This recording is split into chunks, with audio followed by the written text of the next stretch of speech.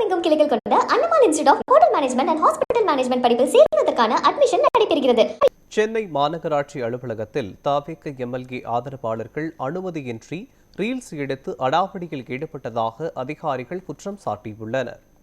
சென்னை சோழிங்கநல்லூர் சட்டமன்ற தொகுதிக்குட்பட்ட மாநகராட்சி 14வது மண்டல அலுவலகத்தில் நடைபெற்ற மாதாந்திர கூட்டத்தின் போது தவிக எம்எல்ஏ பி சரவணமூர்த்தியுடன் வந்த சுமார் 20க்கும் மேற்பட்ட ஆதரவாளர்கள் அனுமதியின்றி அலுவலகத்திற்குள் நுழைந்ததாக கூறப்படுகிறது. உயர் அதிகாரிகள் அமரும் இருக்கைகளில் அமர்ந்து ரீல்ஸ் வீடியோ எடுத்ததாகவும் கூட்ட நடவடிக்கைகளுக்கு இடையூறு ஏற்படுத்தியதாகவும் அதிகாரிகள் குற்றம் சாட்டியுள்ளனர்.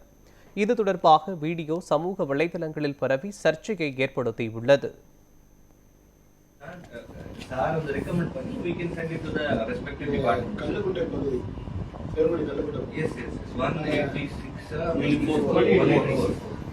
ரோடு லைட்டே இல்லை சார். சும்மா கிட்டத்தட்ட 40 வருஷமாக இருக்கிறாங்க. ரோடு லைட் இருக்கு, லைட் பவராக இல்லை.